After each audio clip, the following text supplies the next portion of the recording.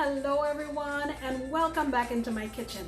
Thank you so much for joining me for this collaboration with my friends Jerry Ellen of Cooking with Neighbors, Andrew of Andrew's Simple Cooking, and Shai of What's Cooking in Mom's Kitchen. So we're visiting Brazil today. Let me show you what I'm going to do. Okay, so this is what is going to be the filling in my coxinhas. I have here a whole chicken breast. I'm going to wash it with the juice of half of a lime and some water, drain it off properly, and I'm going to get blended up what I have here on this little plate. So I have a couple sprigs of thyme. Let me see, 1, 2, 3, 4, 5, 6. About 6 cloves of garlic. I have a few sprigs of cilantro here. I'm going to just use the bottoms to season, and at the end of my cooking I'll add this in. I have here about 1/4 of a large onion, a small habanero. You can use jalapenos or nothing at all, it's up to you. Also going to put my tried and true chicken bouillon powder. I would say about 1.5 teaspoons, and a few cracks of my pepper. I'll be right back. Alright, so here's my chicken, all seasoned up and ready to go. I have some nice Portuguese olive oil here that I'm going to be using to saute this. I am calling that a couple of tablespoons, okay? Alright, and easy peasy. The pan should be nice and hot. I'm going in with my chicken.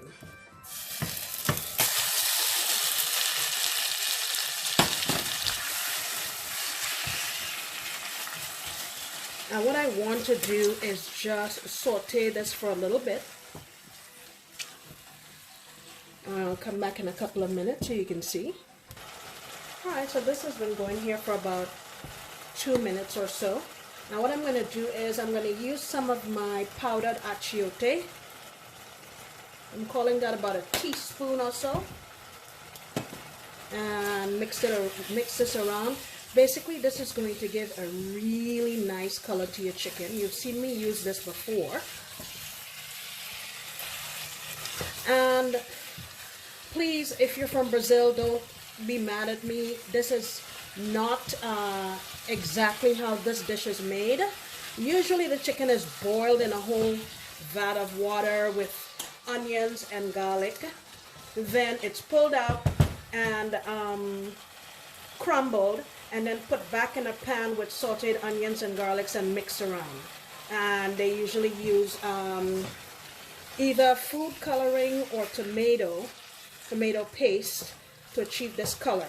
But I don't want to boil this, so I am going this route, and I don't see any reason why this will not work. Alright, so what I'm going to do now is, my heat has been on high. I'm going to lower my heat and lid this up. And just let it go for about, I don't know, maybe about 8 minutes. Okay, so while my chicken is going back here, what I have here is 2 tablespoons of salted butter and a couple cloves of garlic, couple sprigs of thyme. Okay.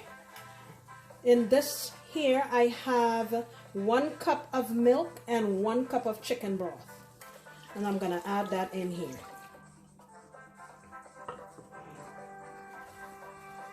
Okay.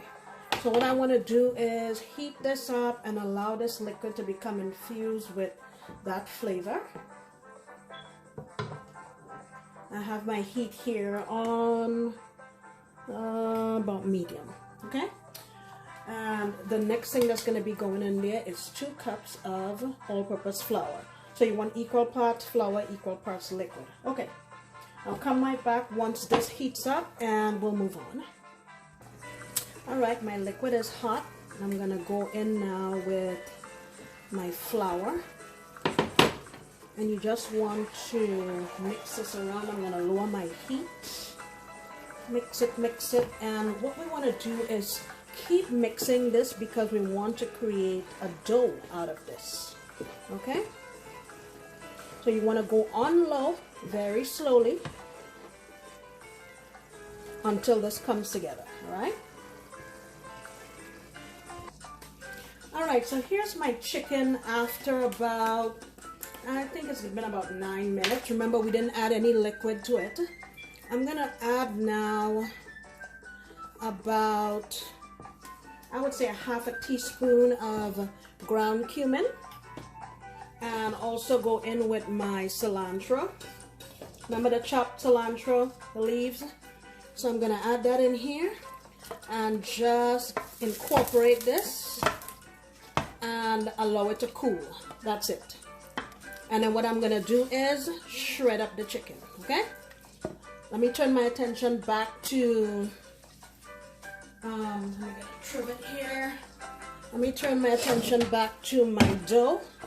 As you can see, I've been working it. You just wanna go like this. Keep turning it, keep your flame on low. And you just keep mixing it around, Maybe for about maybe 5 minutes or so. And then you just take it little at a time. All right, I'm gonna keep doing this here because this is what your chicken is going to be inside, okay? All right, I'll be back. All right, so my dough is off of the stove, and you just wanna let it rest long enough so that you can handle it. And I'm just gonna do this in my pan because it's wide enough, but you can put it out on your counter and just give it a good knead.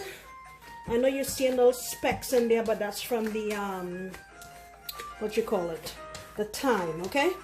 So I'm gonna go ahead and knead this for maybe about 3 minutes, and then put it in some saran wrap and put it in my fridge to cool off, maybe for about an hour or so.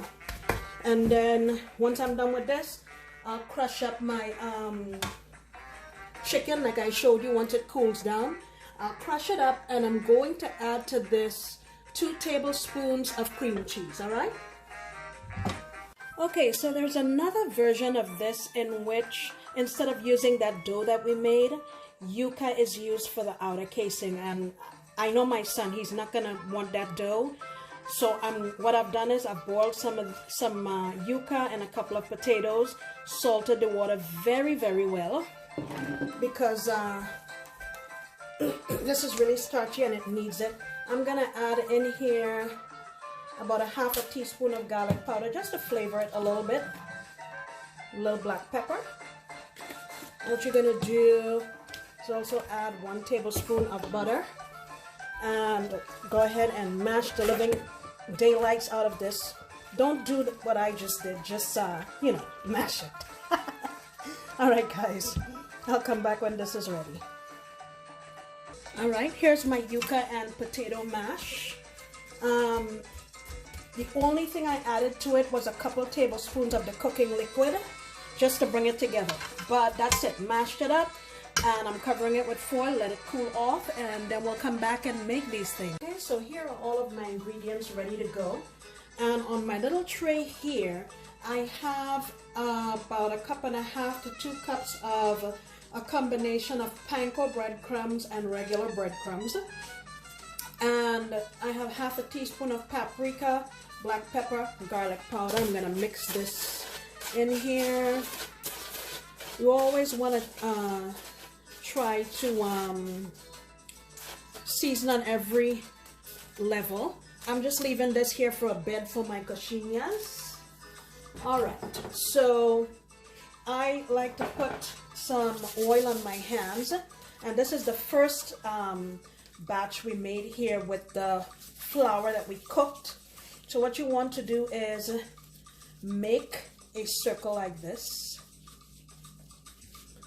put it in your hand and cup it like that. And here is our chicken mixture that's going in the middle. You don't want to overstuff this because you're going to have to close it, and you don't want it to pop open. So the shape you're going for is sort of like a Hershey's Kiss. And I did some research on this, and apparently the story behind it is that back in the day, the king's son only liked to eat chicken legs. So one day the cook didn't have, I'm just patching this here, the cook didn't have any more chicken wings and chicken legs, so she came up with this recipe and made it in the shape of a sort of a chicken leg to trick him into thinking that that's what she made. Okay, so that's how you do it. And what I'm gonna do is just dredge, put it in my breadcrumb mixture and set it aside. I'll do the exact same thing for the yucca batch. Okay, let me do another one so you can see. You want to make it flat, and it's very, very simple to spread. It spreads effortlessly. You're going to put a little bit of your filling and bring it together at the top. See that? Form it into like a Hershey's Kiss. And that's how simple that is. Okay? Now, even if it's not too pristine, don't worry about it, because we're putting it in breadcrumbs, okay? There you go. Ta-da! I'll make one with the yucca so you can see it's exactly the same. Let me get that together. All right, here is my yucca. Now keep in mind that there's no gluten in this one, like with the flour, so it's not going to really behave exactly the same. But just be patient, do the same technique, and just form it into that shape. See? I mean, if you wanted to, you could do a different shape. I don't see any reason why not. But this is the classic shape that's usually made in Brazil. And when I say you can do a different shape, let me show you. You can make it like sort of, you can make it in a ball. You can make it like elongated, like so. And you know, if it pops, no big deal. Just put another piece and fix it. It's not that big of a deal, okay? Some people dredge this in an egg wash first before they put the crumbs on. I'm not gonna do that. I'm just going just the way it is, like that. See? Simple. All right, let me get all these puppies set, and then we'll go ahead and cook them. All right, so these have all been shaped into their little Hershey's Kiss shape. These are the dough, the flour dough, and these are the cassava. I made more of these because I know my family, that unleavened dough will be a problem for them, so I made more of these. Now let me fire up my air fryer and get these cooked. Usually these are deep fried, but I'm gonna try it in the air fryer and see how that goes, okay? And don't forget, you guys need to tell me what to name my air fryer. She needs a name. All right, so here I have some of these guys. 1, 2, let's see, 3 and 3, 6 of them. You want to leave a space between them, and I spritz them with a little oil. And I don't know how long it'll take. I just want them to be brown. I mean, keep in mind that everything here is really pretty much cooked, so you just want it to be brown, okay? All right, so it's been 5 minutes and they're still going. I'm going to spritz them a little more with I don't know if you could see them. Spritz them a little more with some oil and put them in for another 5 minutes, then check it to see what the story is, okay? All right. Ooh, look at these. They look and smell delicious. They are a bit tender, so I think what I'm gonna do is let them sit on here for a few minutes before I try to manipulate them and take them off, okay? All right.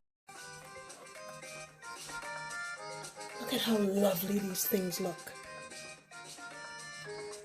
And to think we achieved this level of deliciousness by using our air fryer. All right, let me give these things a taste for you. All right, it's time to taste our coxinhas. And like I said, these are usually deep fried, but today we're cutting the calories and cutting the fat because we use my air fryer. Don't forget to tell me in the comments below what you want me to name my air fryer. She needs a name because she's going to be working really hard. All right, let me break this open so you can see what it looks like. Ooh. Gotta, I don't know if you can see properly. Those are the two pieces there with the filling inside. Take this piece off and held together very nicely. All right, tasting time. Smells really delicious. Bon appetit. I don't know how you say it in Brazilian, but in Portuguese, but we're eating.